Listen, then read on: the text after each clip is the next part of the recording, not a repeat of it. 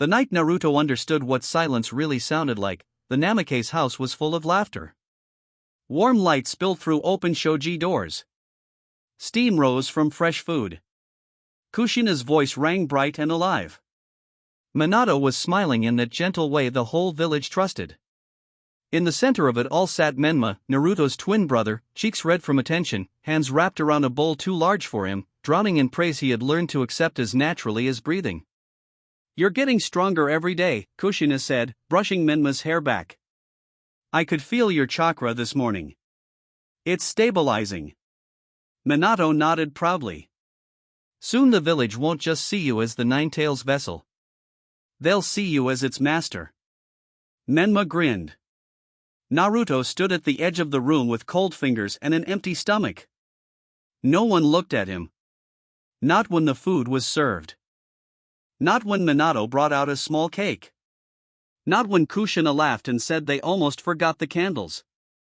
Not when Menma made his wish and everyone leaned close as if the future itself sat on his shoulders. Naruto had turned 7 that same day. There was no second cake. No forgotten candle.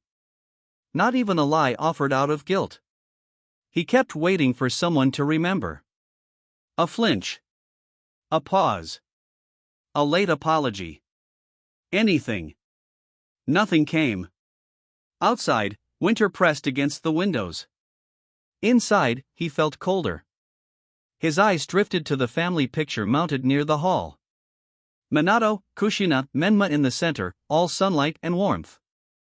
Naruto stood at the far side of the frame, slightly turned, as if even the camera had expected him to fade. He stepped back without sound. Wooden floor cooled under his feet. The laughter behind him swelled, then blurred, then became something distant and hollow. When he slid the door shut behind him, the click sounded louder than it should have. For a moment he simply stood in the dark corridor, breathing slowly, forcing his face blank.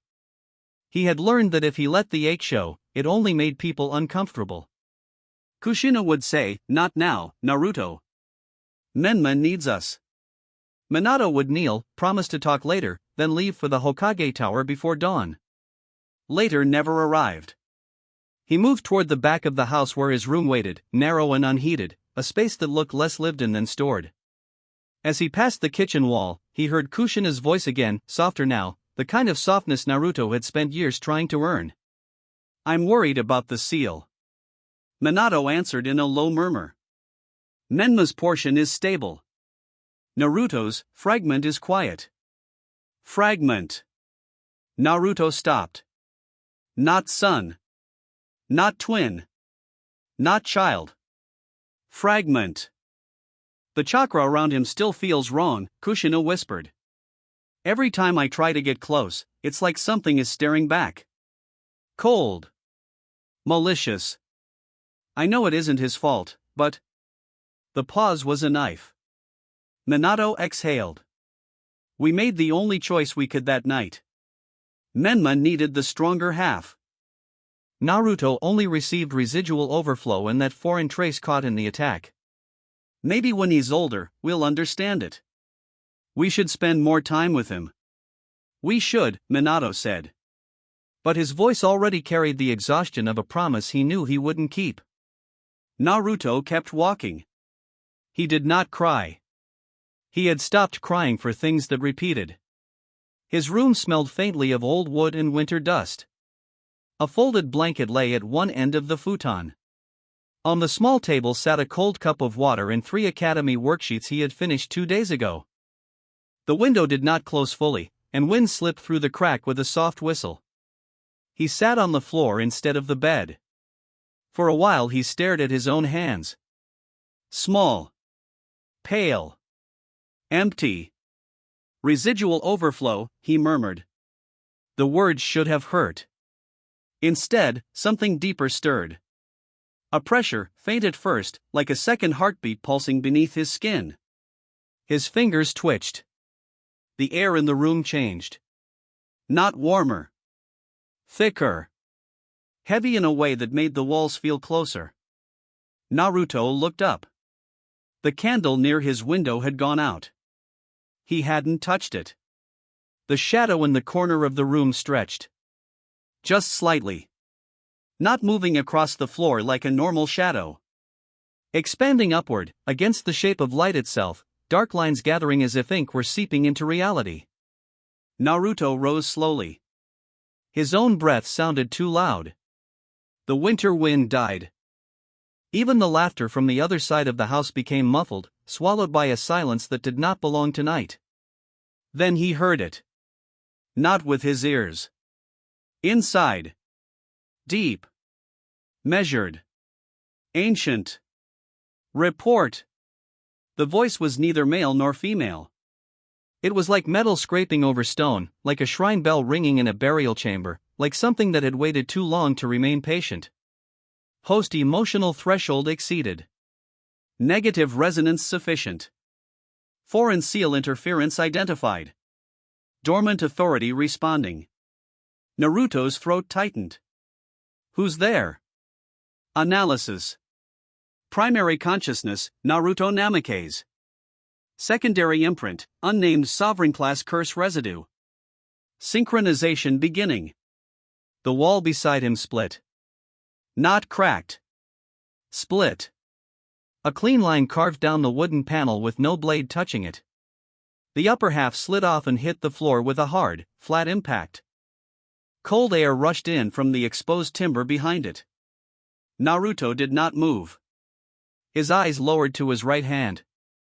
Thin black markings had appeared along the back of it, angular and sharp, like ritual ink creeping beneath skin. They pulsed once, then faded. His heartbeat hammered.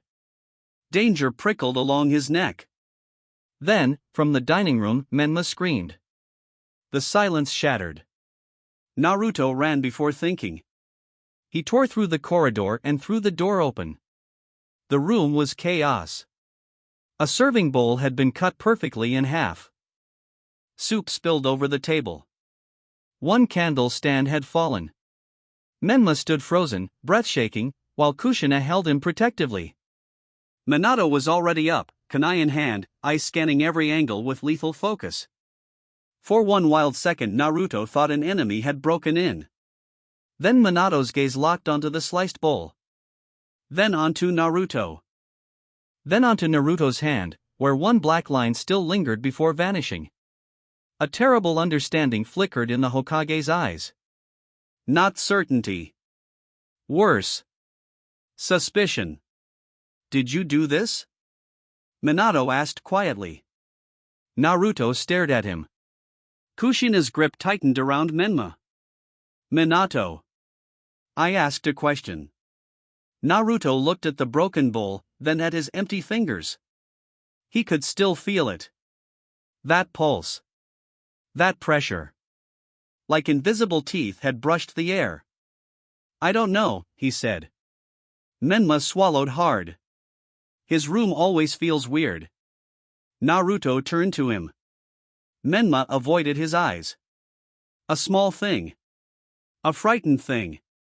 But it landed heavily. Kushina's face softened for only a second, as if she wanted to say something kind. Then fear overtook it. Go to your room, Naruto. There it was again. Not concern. Containment. Naruto said nothing. Minato stepped forward. Until I examine the seal, don't leave the house. A laugh almost escaped Naruto then, small and bitter and empty. Don't leave the house. On his birthday. After being forgotten. After hearing what they really thought. He looked at them one by one. His mother holding the brother they loved. His father watching him like a possible threat. His twin refusing to meet his gaze. Something in him cooled past sadness. The room lights flickered. Report. Host emotional collapse contained. Adaptive response available. Would you like to survive? Naruto blinked once. Then he turned and walked away. That night, he did not sleep. He sat by the half-open window and listened to the house settle around him. Once, near midnight, he heard Minato checking seals in the corridor. Later, he sensed Kushina stop outside his door, hesitate, then leave. Before dawn, Menma laughed in his sleep from the next room over. Naruto watched frost gather on the edge of the window and slowly said, "What are you?" For a long time there was only silence. Then the answer came, slow and deliberate, like a mouth remembering how to move. Analysis. I am what remained when hatred outlived its body. I am the blade hidden in fear. I am a throne without a king. Optimization protocol available. Naruto's eyes narrowed. Can you control me? Negative. Can you kill me? Negative. Can you make them see me? Pause. Then. Affirmative. The room grew colder. Naruto should have been frightened. Maybe some part of him was. But fear required instability, and stability was one of the first things neglect had beaten into him. He had spent years learning how to lock pain behind silence. This was only something new inside the same darkness. What do you want? Report. Function seeks manifestation. Growth requires host survival. Host survival improves through domination. The word hung in the air. Domination. Not revenge. Not comfort. Not healing. A raw principle. Sharp. Efficient. Honest. Naruto looked down at his hands again. If I accept this, what happens? Analysis. Pain becomes fuel. Fear becomes signal. Conflict becomes nourishment. Potential abilities unlocked through resonance. A faint smile almost touched Naruto's face, but it held no warmth. And if I don't? Optimization. Continue current trajectory. Neglect. Weakness. Disposal. That answer did not sting because it was true. Outside, dawn began to bleed pale gray into the sky. Somewhere in the village, bells marked the morning shift. A dog barked. A cart rolled over damp stone. Life moved on with no awareness that something impossible had taken root in his 7-year-old child's chest. Naruto rose from the floor. The frost on the window cracked with a tiny sound. Then teach me, he said. The voice within him seemed to smile. Report. First sequence initiated. Authority seed awakening. Ability acquired, sever. The world changed. Not outwardly. The room was still the room. The walls still rough. The blankets still folded. The same weak winter light, the same leaking window. But overlaid across everything were lines. Invisible at first glance. Then undeniable. Stress lines in wood. Weak points in stone. Flow patterns in chakra. A web of hidden fractures and pressures woven through the shape of reality itself. Naruto lifted a finger toward the table. He did not touch it. A razor-thin distortion flickered through the air. The table leg fell apart. Not smashed. Not broken. Cut so cleanly that it took a full second to tip. His pulse steadied. No excitement. No gasp. Only a deeper quiet settling into him, colder and more complete. The voice spoke again. Analysis. Sever, basic cursed edge projection. Range minimal. Output unstable. Host compatibility, rising. Recommendation, secrecy. Naruto looked toward the wall that connected his room to the rest of the house. He could hear footsteps. Minato, most likely. Coming to check on the unstable child with the wrong chakra. Coming too late, as always. Naruto flexed his hand. The black markings returned, crawling over his knuckles like cracks in lacquer. When Minato slid the door open, he found his son sitting by the window, calm and expressionless, with a broken table beside him and frost spread across the floor in branching patterns like a dead tree. Your chakra spiked again, Minato said. Naruto looked at him. The silence stretched. Minato's eyes drifted to the cut in the table leg. The Hokage's face remained composed, but Naruto saw it, the measured caution of a man evaluating risk. I need to inspect your seal, Minato said. Naruto gave the smallest nod. Minato knelt and placed a hand on Naruto's stomach. Chakra spread, controlled and brilliant. Naruto felt layers of formula turn, align, probe. The familiar structure of the Ninetales fragment sat deep in his core, weak but poisonous. Around it, however, something else had formed during the night. Not a second beast. Not exactly. A black circular pattern, like overlapping mouths, like a shrine drawn with blood and then buried under skin. It was small. Dormant. But it watched the probing chakra with obscene awareness. Minato jerked his hand back. Naruto noticed. "What is it?" he asked. Minato masked himself too late. An irregularity. Kushina appeared at the doorway. Concern, fear, exhaustion. Minato? He did not answer immediately. That was answer enough. Naruto lowered his shirt. "Am I dangerous?" he asked, and his voice was so flat that Kushina flinched. "You're our son," she said quickly. Not the question. Minato stood. "Until I understand what happened, extra seals will be placed around your room." Room. Containment. Again. Something final settled in Naruto then. Not rage. Rage was hot and obvious and easy to manipulate. This was colder. The kind of decision ice makes before a lake cracks. "All right," he said. Minato seemed relieved by the compliance.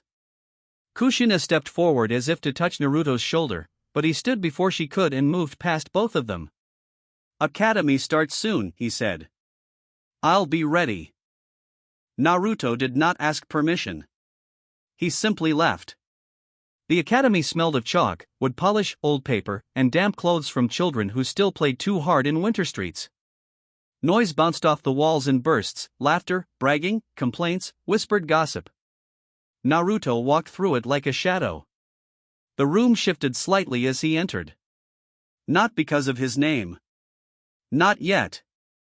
Because children could sense imbalance better than adults. They felt the pressure around him before they understood it. A few conversations died. One boy in the corner frowned and rubbed his arms as if the room had turned cold. Irika looked up from attendance sheets. His eyes softened for a second. "Naruto. You're early." Naruto nodded and took a seat near the window. Across the room, Menma was already surrounded. Kiba talking too loudly. Choji chewing. Sakura laughing at something. Even Ino had drifted close enough to listen. Menma carried attention the way fire carried heat. Effortlessly. Naruto opened his notebook. A shadow fell across his desk. He looked up to see Hinata Hyuga standing there with her fingers pressed together. Pale eyes, soft voice, posture folded inward like someone apologizing for existing. Happy birthday," she whispered. Naruto stared at her. No one had said it. Not at home. Not this morning. Hinata fumbled a tiny cloth pouch onto his desk. "I remembered because yours is the same as Menma's in." She stopped under the weight of his silence. The pouch contained dried fruit. Cheap. Carefully wrapped. Something unfamiliar brushed Naruto's chest. Not warmth. That was too large a word. But the memory of warmth, maybe. A distant thing. "Thank you," he said. Hinata blinked, startled that he answered at all. Then she smiled, small and fragile, and hurried away before anyone noticed. Across the room, Menma saw the exchange and frowned. Sasuke Uchiha, seated with his usual isolation and silent arrogance, noticed it too. His dark eyes narrowed on Naruto for one extra second, not from kindness or curiosity, but recognition. Not of the gift. Of the pressure. Sasuke knew what hidden violence felt like. His clan's ghosts had taught him. Irika began the lesson. History. Chakra theory. Foundational control. Naruto already knew most of it. He had learned young that unnoticed children had more time to read. but now every diagram on the board revealed more than before. Chakra currents were no longer abstract. He could see them faintly in motion, imperfect, blurred, but real. Each student's flow left pressure signatures in the air. Report. Perception elevated. Ability acquired, fracture sight. Basic identification of weakness points in chakra constructs and physical matter. Naruto did not react outwardly. Iruka called on Menma twice. On Sakura once. On Shikamaru despite his laziness. Naruto's hand was never raised and never chosen. That was fine. Invisibility was cleaner than pity. At midday break, 3 older boys blocked the corridor outside the training yard. Naruto recognized them. Civilian-born. Loud. Cruel in the shallow way children become when they inherit fear from adults and want to perform it for each other. "Hey, freak," the tallest one said. "Did your monster brother eat your cake too?" The other 2 laughed. Naruto kept walking. A hand shoved his shoulder. He stopped. The corridor had emptied. Outside, wind shook bare branches against the academy fence. Somewhere distant, kunai struck wood with rhythmic thuds. The smell of wet dirt carried in from the yard. "I said something." Naruto turned slowly. The boy smirked, mistaking calm for weakness. "You got that dead look again. Like you're listening to voices." Naruto's gaze lowered to the boy's wrist. Stress lines. Tension in the elbow. Poor footing. Easy. The voice inside him purred. Analysis. Threat level, insignificant. Recommendation, demonstration. Naruto's expression did not change. Move. The boy shoved him harder. That was enough. Naruto raised 2 fingers. The air hummed. A line flashed so thin it was almost imaginary. The bully's sleeve split from shoulder to cuff. Not the skin. Just the cloth. A perfect slice. For half a second nobody moved. Then the boy stumbled backward with a strangled sound, clutching at himself as if blood should be there. His friends stared, faces draining white. Naruto stepped past them. His voice, when it came, was quiet enough to force them to listen. "If I wanted to cut you," he said, "you would already be on the floor trying to understand what fell off." He walked away. Behind him, one of the boys started crying. That afternoon, Iruka announced sparring pairs. Naruto against Menma. The class reacted exactly how he expected. Excitement for Menma. Curiosity edged with discomfort for Naruto. Iruka hesitated for only a second before calling them forward. Menma scratched the back of his head. "Go easy on me, okay?" A joke. Casual. Friendly enough on the surface. Naruto looked at his brother and felt nothing but clarity. Menma was not evil. That would have made this easier and simpler. Menma was loved. And loved people rarely noticed the shape of neglect around them. They formed the hand seal. Iruka gave the signal. Menma lunged first, bright chakra flaring in quick bursts around his feet. Fast. Talented. Kushina had clearly trained him personally. A straight punch. Feint. Sweep. Naruto moved just enough.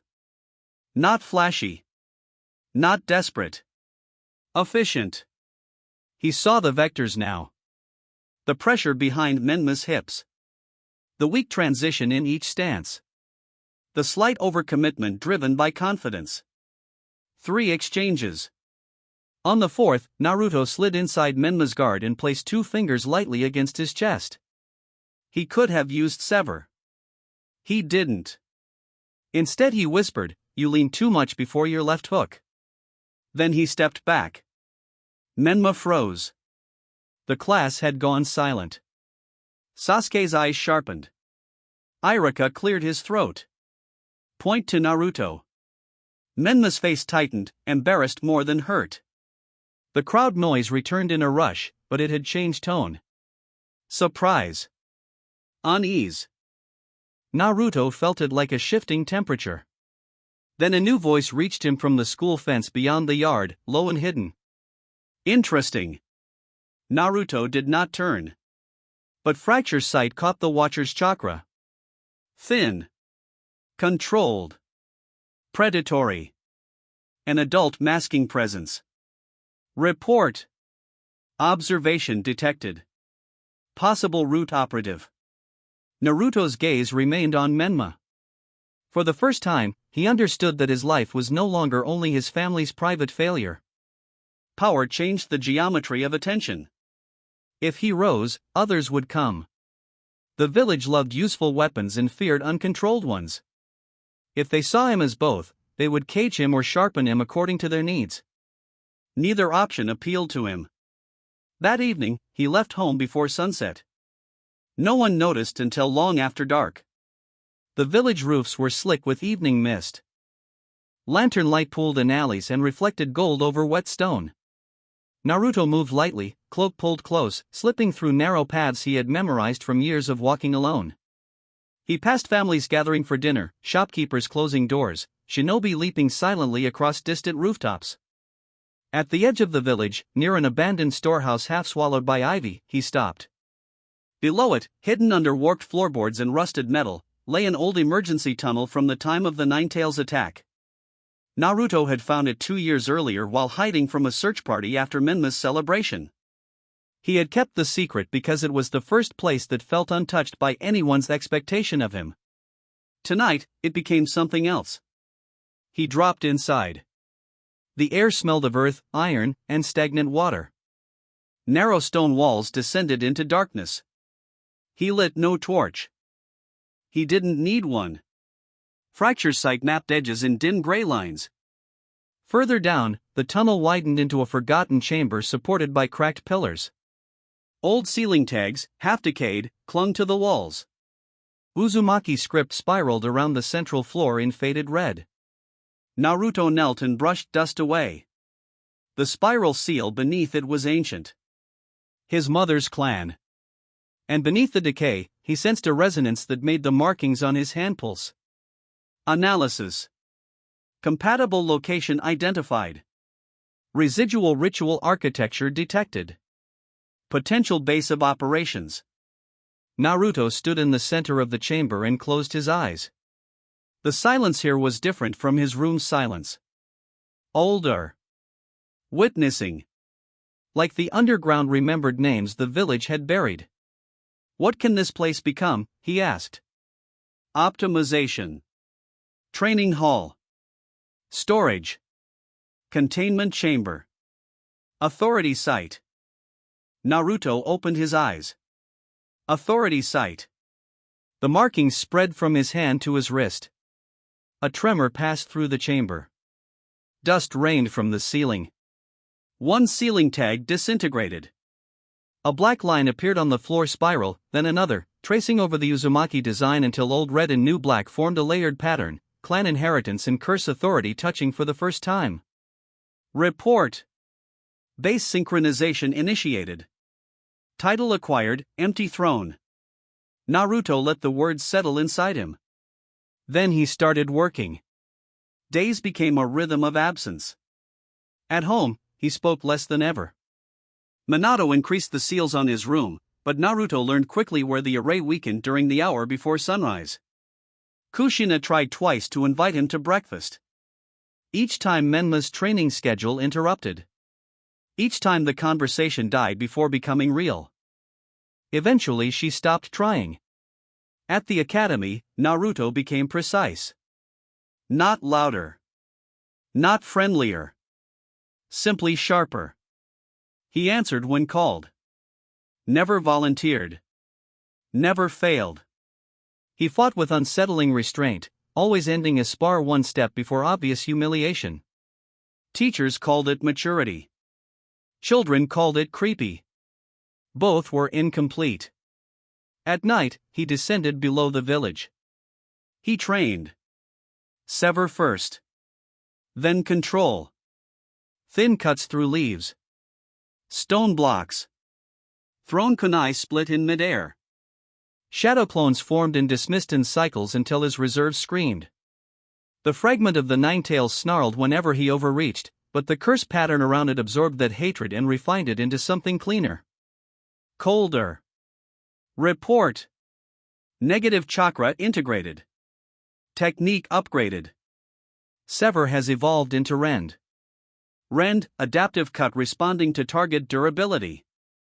Naruto tested it against the tunnel wall. He pointed. The air bent. Stone opened with a shriek, a deep gash carving 3 meters through solid rock. Dust exploded outward. The chamber shook. Naruto stood in the cloud and watched broken chunks fall around him like rain. His lips parted slightly. Not in joy. In recognition. This was real. This was his. He trained until his fingertips bled. He knew Hinata's pulse spiked every time she thought Naruto might glance her way. Useful. Loneliness had made him observant. Power made that observation profitable. One evening, when rain hammered the village roofs and thunder rolled over the Hokage monument, Naruto returned home late to find the living room lit and empty. On the table sat a plate covered with cloth. He paused. For a second, just a second, an old reflex rose in him. Hope. Careless and pathetic and human. He lifted the cloth. Cold leftovers. Beside it, a note in Minato's handwriting. Emergency patrol. He folded the note and set it down with measured care. Then the entire plate split in 4 equal pieces. Naruto did not touch it. Lightning flashed outside the window, briefly painting the room in white. In that flash, the black markings crawled up the side of his face, then vanished. Enough, he whispered. The voice answered immediately. Report. Directive accepted. Evolution requires detachment. Naruto turned and left the food untouched. The first person to truly notice the change in him was not his family. It was Hinata. The academy had ended for the day under a pale spring sky. Students spilled into the streets in clusters, laughter scattering with footsteps. Naruto was crossing a side lane when he heard the impact first. Cloth against brick. A breath knocked out. Then mocking voices. He turned the corner. 3 Hyuga branch family boys had Hinata pinned near a wall by the market path. Younger than genin, older than academy students. One had his palm pressed against the stone beside her head. Another stood with arms crossed, sneering. Eris can't even look people in the eyes. Maybe if you cry less, Lord Hayashi will remember your name. Hinata's shoulders shook, but she said nothing. Naruto felt the air narrow. Malice sense flared. Hostility. Cowardice. Pack behavior. He walked toward them. One boy noticed him and scoffed. This isn't your business, monster. Naruto stopped 3 steps away. Rainwater from an earlier shower dripped from the eaves above them. Market noise faded behind the tension. Hinata looked up, pale eyes wide with fear, not of the boys, but of what Naruto might do. He studied the one closest to her. Weak ankle. Open throat. Poor awareness. Easy. Move away from her, Naruto said. The Hyuga boy smirked. Or what? Naruto's gaze did not shift. Or your clan will spend the evening asking why the wall behind you is bleeding. A pause. The boys laughed. Bad choice. Naruto raised his hand. Pressure crashed into the alley. Not visible. Felt. A vertical wave of killing intent and cursed authority slammed over the 3 Hyuga boys so hard their knees buckled. Breath fled their lungs. One gagged. Another hit the ground with his hands clawing at the stone as if gravity had doubled. Hinata gasped softly. Analysis. Ability acquired, dread pulse. Localized oppressive aura. Effective against weaker wills. Naruto stepped through them. The lead boy tried to stand, pride battling terror. Naruto crouched in front of him until their faces were inches apart. If strength is the only language your family respects, Naruto said quietly, then learn what real fear sounds like before you speak again. He tapped the wall beside the boy's ear. A line flashed. The stone behind the Hyuga child split apart in a perfect cross, deep enough to show darkness within. No one moved. Naruto stood and held out his hand to Hinata. She looked at it as if it were impossible. Then she took it. Her fingers were cold. Trembling. He led her out of the alley while the boys remained on the ground, silent and humiliated. They walked until the market noise returned, until the smell of grilled fish and sweet bean buns pushed the violence back into memory. Hinata finally let go of his hand. "Thank you," she whispered. Naruto looked ahead. "You should thank yourself for enduring." Hinata blinked. "That doesn't sound like a good thing." For the first time in days, something almost human touched Naruto's expression. "It isn't. Enduring is what people praise when they don't want to help." Hinata lowered her eyes. The statement hit too accurately. Naruto noticed the bruising on her wrist where one boy had grabbed her. A mild thing. Already fading. Yet he felt a familiar coldness rise, not for the bruise, but for the system that had made her accept it. "Why did you let them speak to you that way?" he asked. Hinata took a long time to answer. "Because if I fight back and lose, they'll be right." Naruto stopped walking. She nearly walked into him. "No," he said. "If you fight back and lose, then the world learns you were worth suppressing." Hinata stared at him. He turned fully now. Evening light caught the edges of his hair. In that golden hour, with the village moving around them and dust floating in the warm air, his face seemed older than a child's should. "They win too easily," he continued. "Families. Clans. Villages. They decide what someone is before that person can speak. If you accept their version of you, you disappear." Hinata swallowed. "Then what should I do?" Naruto's answer came without hesitation. "Become difficult to erase." Something changed in her eyes then. Not confidence. Not yet. But recognition. A few days later, Mizuki approached Naruto after class. He wore the same lazy smile he gave children when he wanted something. The evening sun was low, casting long shadows across the empty classroom. Dust glowed in the light. Irika had already left for report duty. Most students were gone. "Naruto," Mizuki said, leaning against the doorway, "you've been improving." Naruto closed his notebook. "Have I?" Mizuki chuckled. "No need to play modest. You've got talent. A lot more than people think. Praise from the overlooked is rarely free." Naruto waited. Mizuki lowered his voice. "Sometimes, if people don't recognize your ability, you have to prove it in a way they can't ignore." There it was. Manipulation disguised as opportunity. Naruto had heard rumors of a forbidden scroll kept in the Hokage Tower archive annex, a common temptation laid before desperate children by stupid traitors and ambitious fools. In another life, maybe he would have been easy to bait. Lonely enough. Hungry enough. Now he simply saw the structure of the trap. Report. Subject intent malicious. A special one. If you can learn even one technique from it, everyone will have to acknowledge you. Your father included. The last words were chosen carefully. They still landed. Naruto kept his face unreadable.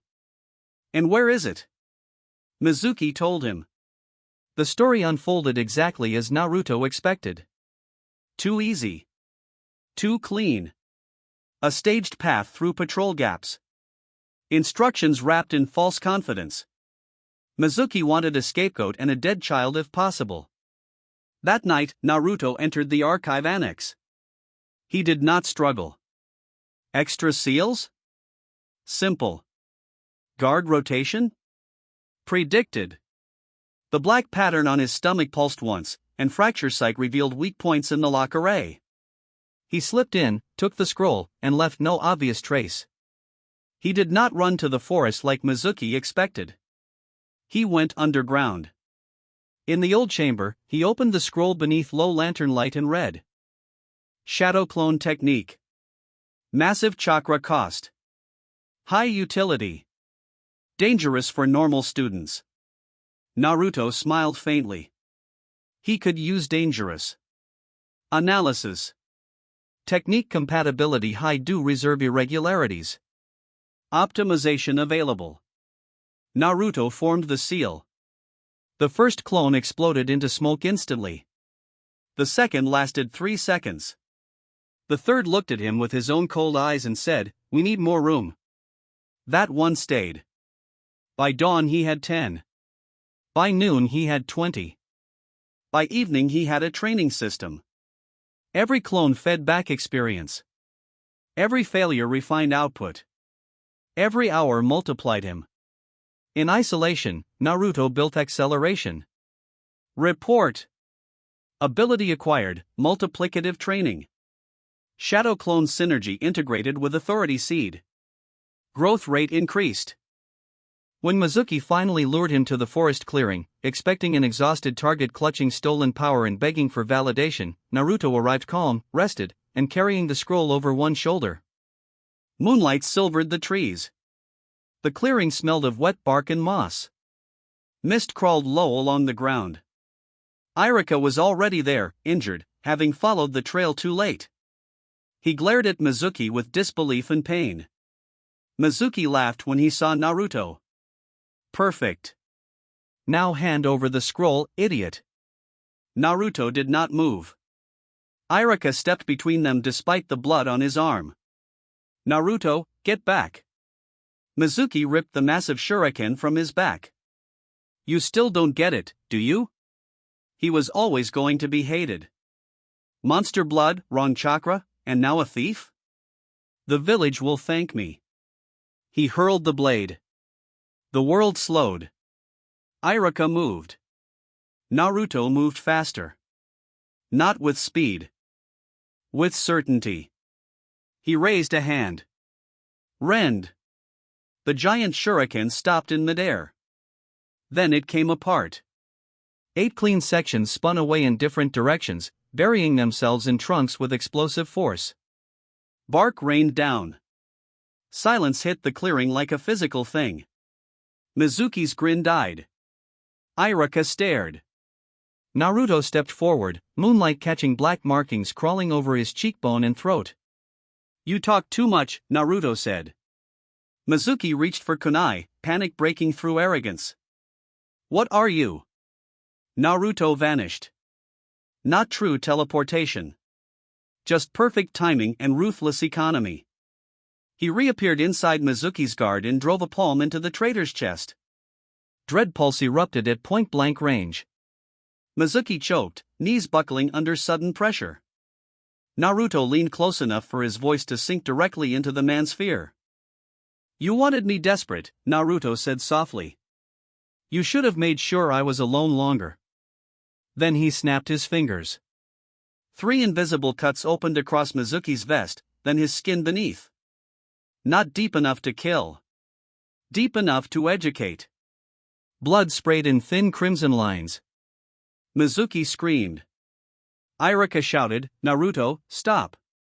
Naruto's eyes flicked toward him. For one dangerous second, the system pressed forward. Optimization. Remove witness. Reduce complication. A colder, older instinct rose with it. Kill the liar. Silence the weak. Continue. Naruto looked back at Mizuki writhing in the dirt. His hand trembled once. Not from hesitation. From effort. Then he stepped away. No, he said inside himself. The inner silence sharpened. Analysis. Host autonomy confirmed. Interesting. Naruto turned his back on Mizuki. Irika rushed forward, half to protect the traitor, half to protect Naruto from what he had almost become. Breathless, shaken, he stared at the child's profile. Why didn't you kill him? Iruka asked. Naruto's answer came after a long pause. Because he isn't important enough to decide who I become.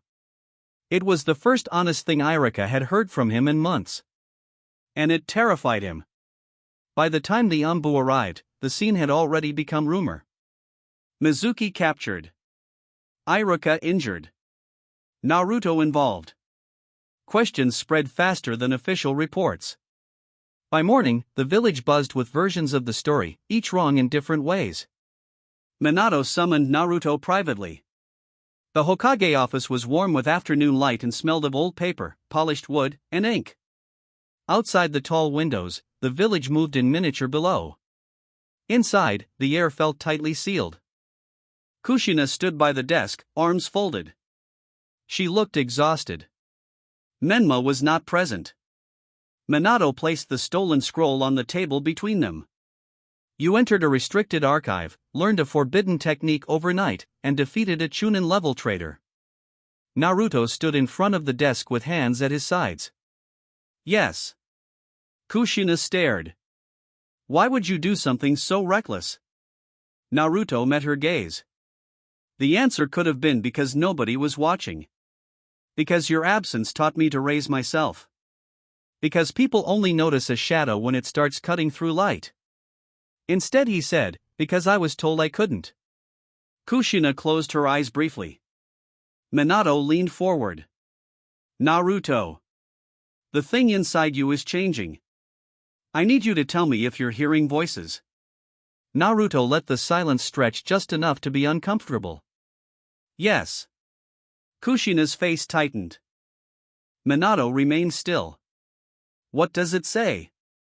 Naruto thought of domination, of slaughter, of the smooth delight the inner presence took in fear. He thought of the underground chamber and the black lines layered over Uzumaki seals. He thought of the way Sever had felt the first time it cut the world without resistance. It says useful things, he answered. That was somehow worse. Minato's eyes sharpened. You're not to train without supervision anymore. Naruto almost laughed. You never supervised me before. The room froze. Kushina stepped forward. Naruto. No, his tone remained calm, which made it cut deeper. Don't do that. Don't start pretending now because something dangerous happened near your schedule. Kushina recoiled as if slapped. Minato's jaw tightened. Enough. Naruto looked at his father and, for the first time, saw not the Hokage, not the hero of the village, not the impossible standard every child was taught to admire. He saw a man who had made a choice and kept making it every day after. Is it? Naruto asked quietly. Then answer one thing. If Menma had the wrong chakra instead of me, would you have left him alone this long? No one spoke. No one needed to. Naruto nodded once. I understand. He turned and walked to the door. Where are you going? Kushina asked, voice thin. To become difficult to erase, he said. He left before either of them could stop him. If you're enjoying this story, stay with it, because from this point on, the village that ignored Naruto begins to understand what it created too late. Genin teams were assigned under a sky so bright it felt almost offensive. Children buzzed with nerves and excitement. Benches scraped. Names were called. Dreams aligned or cracked in real time. Team 7, Kakashi Hatake, Sasuke Uchiha, Sakura Haruno. Naruto Namikaze. Menma went to Team 8 with Kurenai, Hinata, and Kiba. The room reacted immediately. Whispered comments. Lucky him. Lucky them. Awkward for Naruto. Convenient for Menma. Naruto didn't care. Kakashi arrived late enough to insult everyone equally, which Naruto appreciated. A man who disappointed without discrimination was at least consistent. On the rooftop introduction, the Jonin's visible eye curved lazily. My first impression of you all is that you're boring. Sakura bristled. Menma would have protested. Naruto simply watched. When Kakashi asked for likes, dislikes, dreams, Naruto waited. Sakura talked about Sasuke without saying Sasuke. Sasuke said he had an ambition, not a dream, and the air around him sharpened. Then Naruto. I dislike wasted words, he said.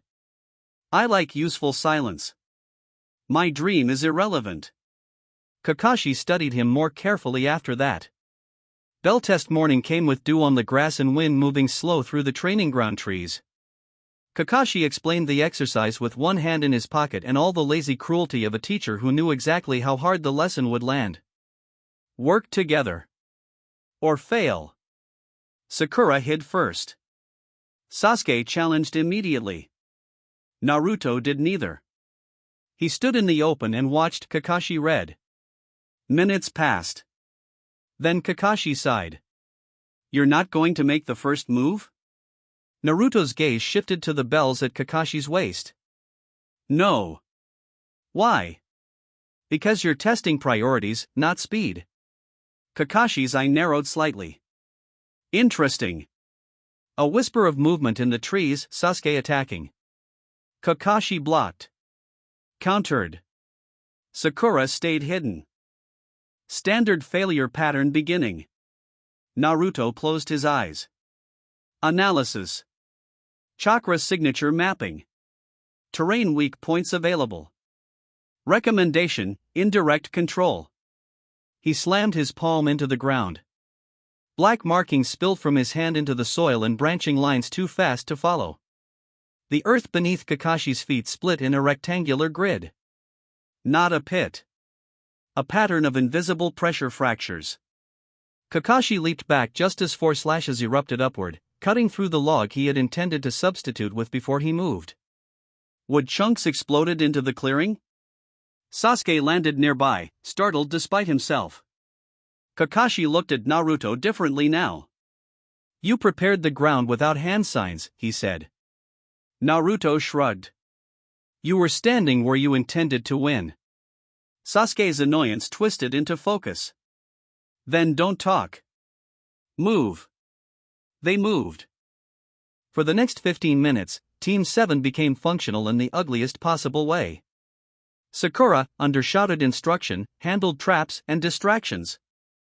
Sasuke forced close-range pressure. Naruto manipulated space, not large enough to cage Kakashi, but enough to redirect movement, split tree trunks, and deny easy footing. A clone burst from smoke and nearly took a bell with a wire line. Kakashi dodged, only to find one sleeve sliced open. Not skin. A warning. His visible eye widened by a fraction. At lunch, they had not won, but they had forced a jonin to acknowledge risk. That was enough. Kakashi passed them with a smile that hid concern beneath amusement. From then on, Team 7 missions began. D ranks first. Pets. Weeds. Delivery routes. The humiliation of beginners. Naruto treated them all as reconnaissance. Street patterns. Merchant routines. Guard laxity. Black market whispers. The village opened under repetition if you were cold enough to map it.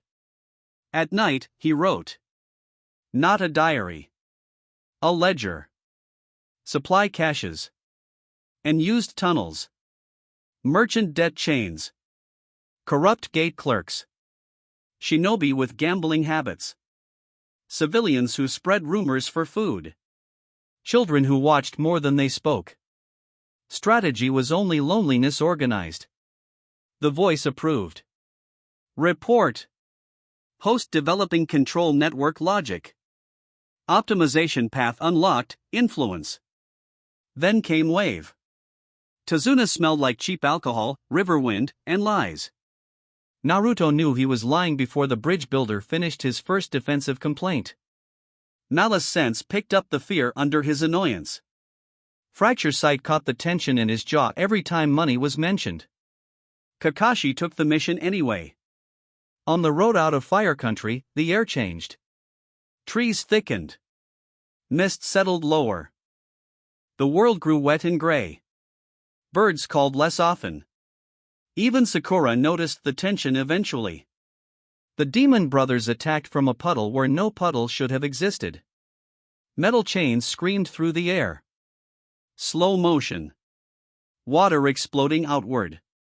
Sakura's breath hitching. Tazuna stumbling backward. Kakashi caught. Naruto moved before panic could form. 2 fingers up. Rend. The chain between the brothers came apart in 6 sections. Steel links spun in sparkling arcs. Sasuke reacted instantly, launching shuriken to pin one attacker's sleeve to a trunk. Naruto stepped into the second and drove Dreadpulse into the assassin's face. The man collapsed to one knee, eyes bulging, body rebelling against pressure it could not understand. Kakashi reappeared from substitution, mildly impressed. By the time the fight ended, both assassins were alive and broken. Tazuna cracked. Goto. Poverty. The bridge. No protection money left. Standard tragedy, sharpened by exploitation. Naruto listened without empathy on his face, but something older stirred in him. Not compassion exactly. Recognition of structure. The strong feeding on the voiceless because no stronger hand interrupted. That night by the campfire, while the others slept in uneasy turns, Naruto stared into the flames and thought of the ledger hidden beneath his floorboard in the chamber beneath the village and the way men like Gato turned fear into economy. You could rule that, he realized. Not through speeches. Through leverage. Analysis. Influence path progressing. Potential resource acquisition target identified, Gato Consortium. Naruto's eyes reflected firelight like polished amber turned hard. Later, he murmured. Zabuza attacked at the river crossing beneath a sky soaked white with mist. The killing intent came first, thick, cold, crawling across skin. Sakura froze. Tazuna went pale. Sasuke's teeth grit. Kakashi matched it with his own. Naruto stood still and listened. There was violence here of a cleaner kind. Not schoolyard cruelty. Not domestic neglect. Professional death. A sharpened thing. Respectable in its honesty. The first clash between jonin shook the trees. Water dragons reared. Waves detonated. Steel rang like struck bells. Kakashi trapped Zabuza in the water prison but left himself vulnerable to the hidden accomplice Naruto had sensed long before the Sunbon flew. Haku. Masked. Quiet. Needles precise as snowfall and twice as deadly. Slow motion again. Sunbon slicing air. Naruto's eyes narrowing. A single black line from his fingertip. Tink. 3 Sunbon halves fell harmlessly. Haku landed lightly on a branch and looked down. For the first time, Naruto felt something unexpected in malice sense. No malice. Only sorrow wrapped in obedience. Interesting. The battle spiraled. Clones. Feints. Sasuke adapting under pressure. Kakashi straining inside and outside the prison. Then Naruto and Sasuke launched together, transformed shuriken strategy intact, but Naruto threaded something else beneath it, a pressure line hidden in the projectile path. When Zabuza dodged what he thought was the final angle, the invisible cut opened across the water prison itself. The sphere destabilized. Kakashi broke free. The impact that followed tore a trench through the riverbank. By the time the fake hunter Nin killed Zabuza and vanished with the body, Naruto already knew the truth. Not dead. Too careful. Too incomplete. That night at Tazuna's house, with waves slapping softly against piers outside and stormlight flickering over the wooden ceiling, Naruto sat awake while everyone else recovered. Footsteps creaked in the hall. Sasuke. He stopped in the doorway. You knew. Naruto didn't pretend ignorance. Yes. Why didn't you say anything? Naruto looked at him. Because Kakashi knew before I did. Sasuke frowned. Then why let it happen? Because some lies are more useful when they continue. Sasuke's expression sharpened, equal parts irritation and reluctant respect. You talk like an old man. Naruto's gaze drifted back to the rain on the window. No. Old men talk like children while they spend other people. Sasuke left without answering. Training on the tree climbing hill should have been simple. Chakra control. Frustration. Rivalry. Growth. Naruto completed it in hours. Then he kept going. Higher. Upside down. Eyes closed. He listened to the forest. Each leaf carried moisture. Each branch held stress. Each living thing radiated a pressure pattern. Beneath it all, his cursed core pulsed in rhythm with the sea wind and distant hammering from the unfinished bridge. Report. Chakra control increased. Ability acquired, skin of the shrine. Enhanced durability through cursed reinforcement. His forearms darkened briefly with black-red patterns before returning to normal. Below him, Sakura looked up in confusion. Sasuke looked up in annoyance. Kakashi looked up in silence. 3 days later, Naruto met Haku by the river. Morning mist curled over the water. Reed tips trembled. The air smelled clean, almost sweet. Haku stood gathering herbs in soft blue clothing, face unmasked, beauty so delicate it seemed unreal against the harshness of wave. Most children would have been disarmed by it. Naruto was not most children. "You're the hunter Nin," he said. Haku smiled sadly. "And you're the one who noticed." Naruto studied him. "You're not here to kill me." "No." "Then why stay?" Haku looked down at the herbs. "Because some people cannot leave until the person they serve no longer needs them." Naruto understood that answer too well. They spoke longer than enemies should have. About tools. About purpose. About what happens when your value is decided by someone else's need. Haku defended devotion. Naruto dissected it. "If your life belongs entirely to another," Naruto said, "then you're already dead.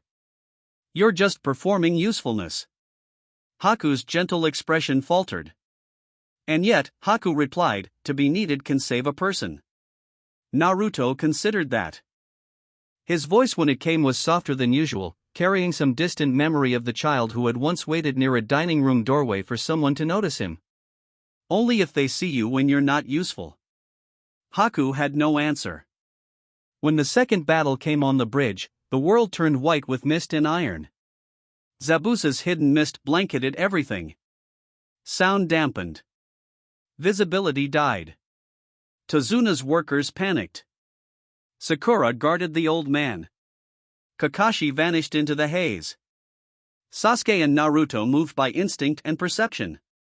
Then the ice mirrors formed. Crystal surfaces bloomed around them in a perfect cage, reflecting Haku's masked face from every angle. Sunbon flashed like silver rain. Sasuke bled. Naruto bled. Breath clouded. Footing slickened with frost. Haku's speed was monstrous. Analysis. Target mobility exceeds current direct response. Recommendation: disrupt structure.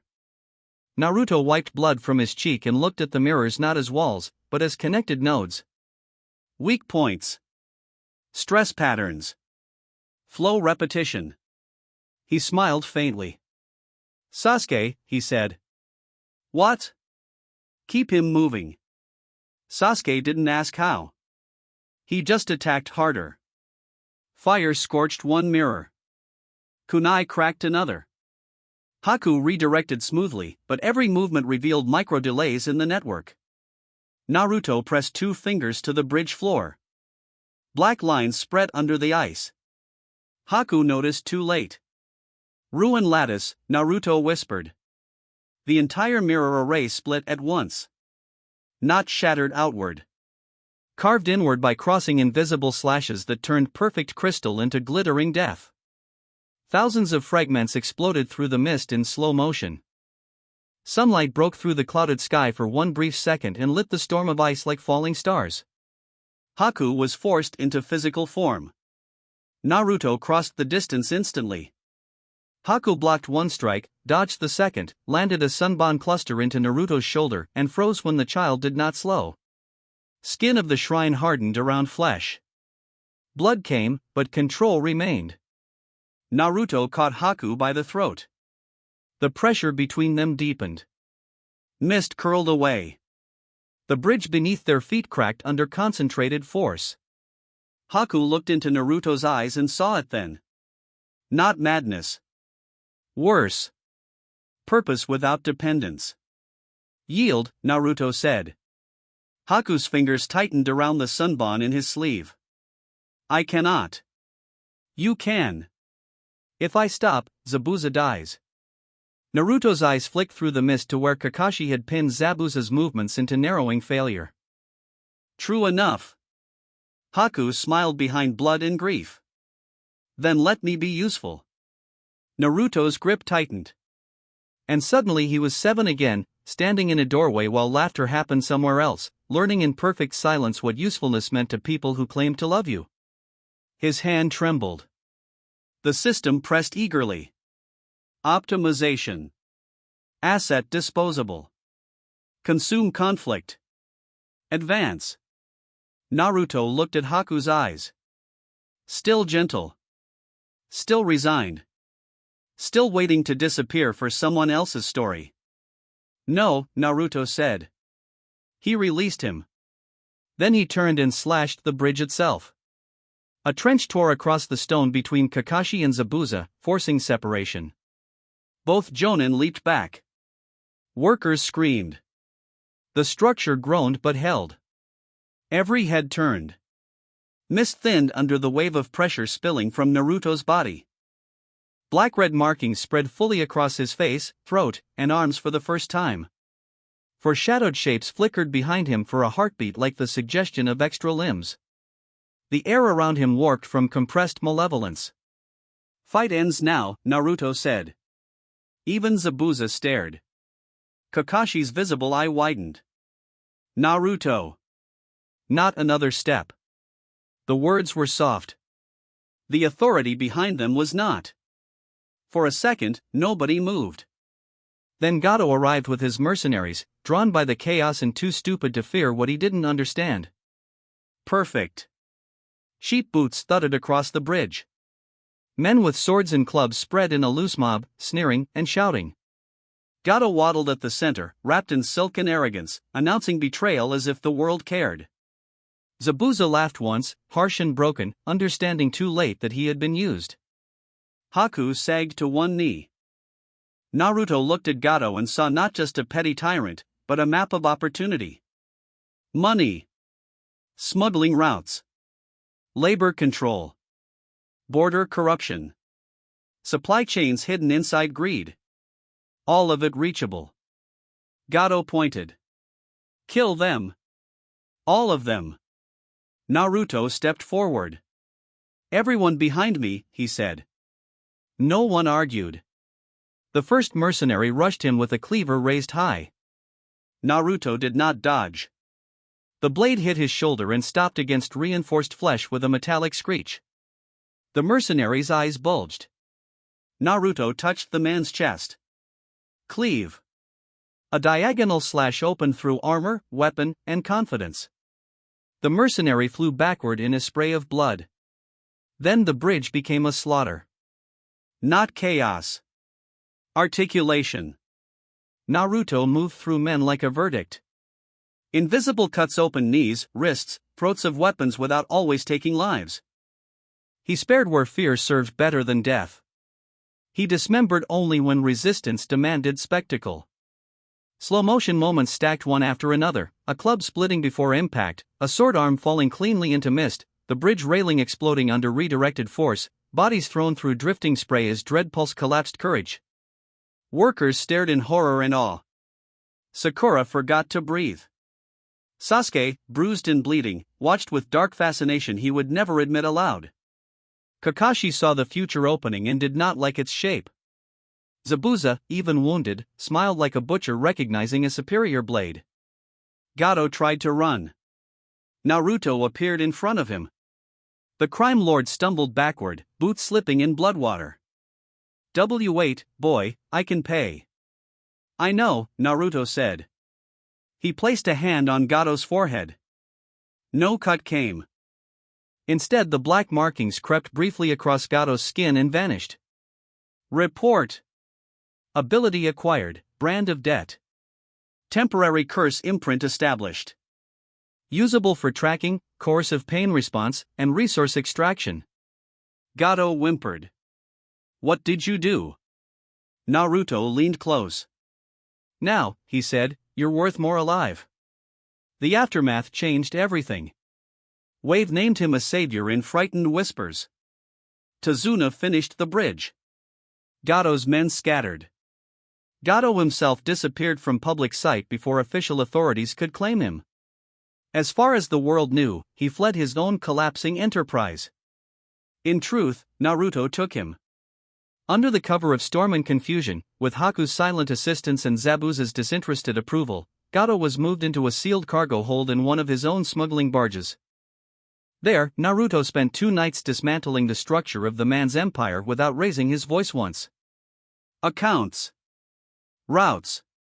Bribes. Names. Every time Gato lied, Brand of Debt burned through his nervous system until he screamed the truth. By the third dawn, Naruto possessed more practical intelligence than most minor daimyo advisors. Analysis. Influence path advanced. Base expansion resources secured. Recruitment opportunity viable. He returned to Haku on the shore before Team 7 departed. Morning light broke silver across the water. Zabuza stood several paces away, bandaged and unreadable. Haku waited with hands folded, expression calm enough to hide the fracture beneath it. Naruto stopped in front of him. Come with me. Haku blinked. Zabuza's one visible eye narrowed, but he did not interrupt. Naruto's gaze did not waver. You have skill, precision, and no life outside service. If you stay in Wave, someone weaker will buy your loyalty. If you return to the mist, they'll turn you into a weapon with a shorter leash. If you keep living only for him, he tilted his head slightly towards Zabuza, then your future ends the first time he loses. Haku looked down. Zabuza gave a rough laugh. Kid's got a point. Haku's eyes widened. Zabuza looked away toward the sea. You were too soft for the mist anyway. It was not kindness. It was the closest thing he had. Haku turned back to Naruto. And if I go with you, what am I? Naruto answered immediately. Useful, he said. Then, after the smallest pause, and seen. Haku closed his eyes. When he opened them, the decision was done. I'll come. That was the first recruit. The second shows herself more slowly. Back in Konoha, the underground chamber changed shape with money. Gato's hidden accounts funded tools, seals, maps, preserved food, medical supplies, stolen chakra metal scraps, blank scrolls, and bribe channels. Naruto used shadow clones to excavate deeper rooms connected to old Uzumaki seal corridors. Haku designed practical storage systems with a precision born from years of surviving on scarcity. Together they transformed forgotten ruins into a hidden base. A training hall. A weapons room. A sealed meditation chamber lined with chakra conductive tags. A central floor pattern of red Uzumaki spirals overlaid by black authority lines that pulsed when Naruto entered. Report. Base status, stable. Name designation updated, Black Court. Naruto stood at its center one night as lanterns flickered low and cool air moved through unseen vents. This is still too small, Haku said. It's supposed to be, Naruto replied. Small things are easier to hide while they become inevitable. Haku studied him. Do you ever stop thinking ahead? Naruto's eyes drifted to the dark ceiling. Only when pain interrupts. Haku said nothing after that. Hinata entered the Black Court bleeding. Not dying. Not broken beyond repair. But bleeding enough to matter. It happened after a Hyuga training session that left her humiliated in front of branch family observers. She had pushed too hard, failed a sequence, and received correction disguised as discipline. By the time she reached the market side street, dusk had fallen and rain had begun.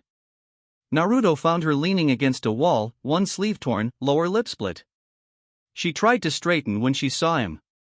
Habit. Pride. Futile. You were followed, Naruto said. Hinata's eyes widened. I wasn't. By your own people. Not anymore. He held out his hand.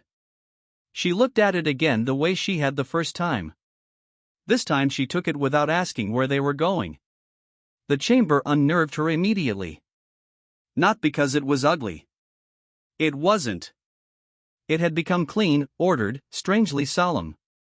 But the pressure in its walls made ordinary speech feel disrespectful. Haku greeted her with quiet courtesy and a basin of water. Naruto sealed the entrance behind them. Hinata looked between them, tense. What is this place? A place no one owns but us, Naruto said. The words stole her breath more effectively than any dramatic promise could have. Haku treated the bruise forming along her ribs. Naruto watched without hovering. When the pain eased enough for her to sit straight, he knelt in front of her. Do you want to continue surviving like this? He asked. Hinata opened her mouth and closed it. No, she whispered. Then stop asking permission to change. She looked at him with wet, furious eyes.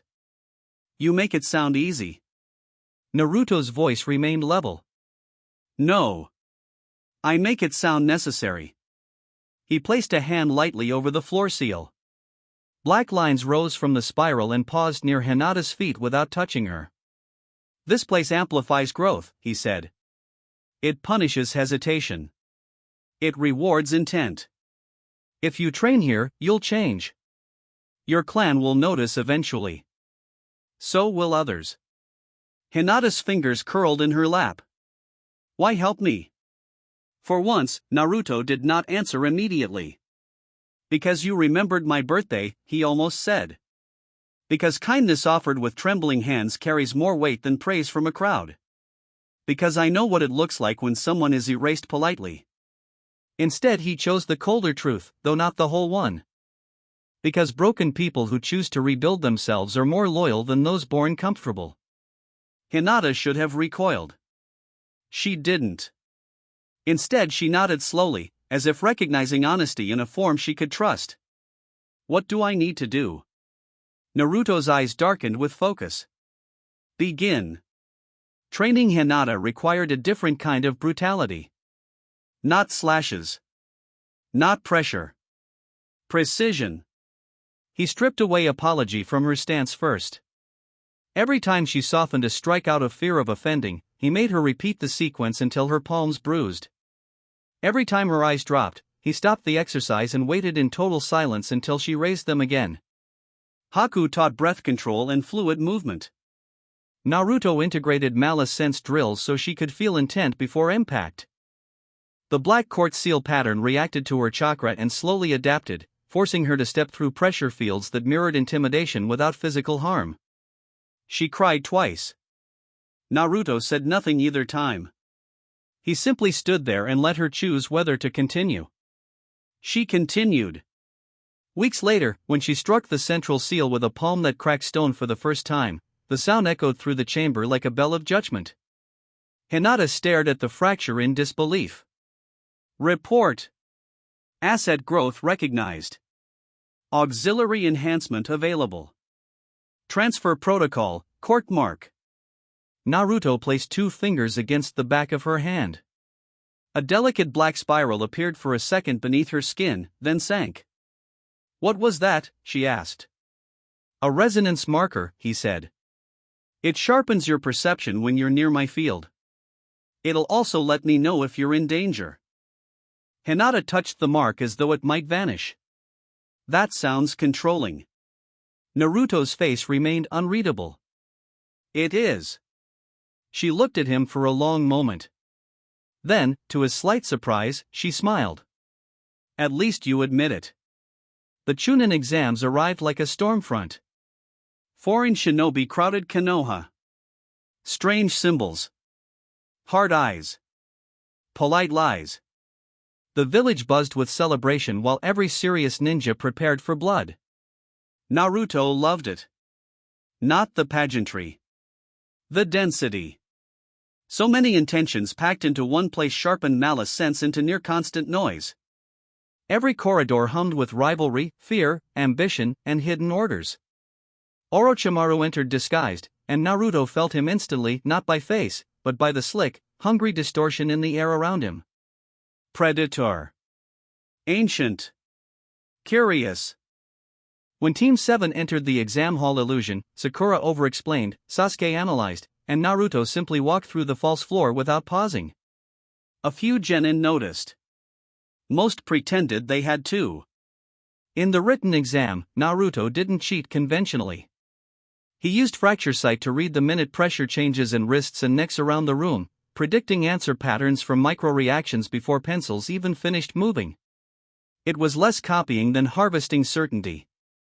The forest of death was where the mask tore wider. The trees there were too large, roots like coiling beasts, air hot and wet and rotten with old violence. Every leaf seemed to listen. The sky filtered down in narrow strips. Creatures moved in shadows. Teams disappeared fast.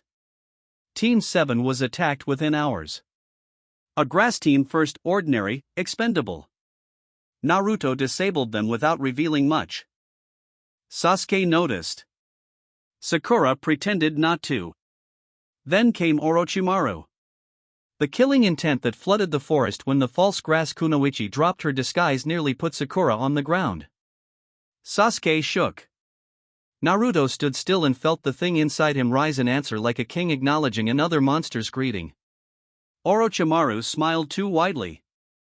There you are. Not Sasuke. Naruto. Interesting. The Sanin's gaze lingered on the black lines beginning to form at Naruto's collar. What an unpleasant little resonance. Naruto met those serpent eyes without blinking. You smell like stolen skin. Sasuke flinched at the insult. Orochimaru laughed. Then the forest exploded. The snake summons came first, jaws large enough to swallow children whole. Naruto's clone swarm bought seconds. Sasuke burned through one head with fire. Sakura dragged supplies and nearly died twice in 1 minute. Orochimaru was playing. That made Naruto colder. Analysis. Threat exceeds current elimination threshold. Recommendation: survival through revelation. The markings spread across Naruto's body. His pupils narrowed. The temperature around him dropped despite the swamp heat. He stepped forward, and the ground beneath his feet cracked. Back away, Sasuke hissed. Naruto didn't listen. He raised one hand and the forest fell into a different kind of silence, as if even insects had recoiled. Court of silence, he said. A circular pressure field burst outward. Leaves stopped mid-fall. Branches bent inward. The nearest giant snake froze as invisible force compressed it from all sides. Its scales split in lines. Blood mist sprayed through the air. Then the entire creature collapsed in segmented pieces that hit the forest floor one after another with wet, heavy impacts. Sakura screamed. Sasuke stared. Orochimaru stopped smiling. For the first time, the Sanin's eyes sharpened with real interest. Marvelous, he whispered. Naruto vanished and reappeared above him, arm coated in black-red patterns, hand poised like a blade. Ruin sever. The downward slash tore through 3 tree trunks, a mound of earth, and Orochimaru's body. Or what should have been his body. Mud substitution. Skin peel. Movement from the side. A kick slammed Naruto through a trunk. Splinters erupted. Pain flared bright. Orochimaru's neck stretched obscenely, fangs gleaming, but Naruto caught the strike with one hand and smiled faintly through blood. You're too curious to kill me yet, he said. Orochimaru's grin returned, slower now. And you're too incomplete to threaten me. But yes. I would like to open you. Those words landed like poison. The thing inside Naruto stirred with furious delight. Report. External predation detected. Hostile interest significant. Potential future enemy priority, elevated. The fight that followed was less battle than violent reconnaissance. Orochimaru tested. Naruto adapted. Sasuke burned with jealousy and fear. Sakura protected and survived by inches. In the end, Orochimaru marked Sasuke and withdrew, but not before leaning close enough to Naruto to whisper. "When your little throne cracks, child, come find me. I'd love to see what crawls out." He vanished into the trees. Sasuke collapsed soon after, curse mark burning into his neck. Naruto looked down at him without pity. "Now you understand," he said quietly. Sakura, shaking with exhaustion, glared up. "Understand what?" Naruto's eyes rose to the forest canopy where Orochimaru had disappeared. That power attracts owners before it attracts allies. The preliminaries in the tower were a blur of injuries and crowd noise and nerves stretched thin. The exam proctors announced matches like executions. Young shinobi bled under bright lights while jaded adults judged potential.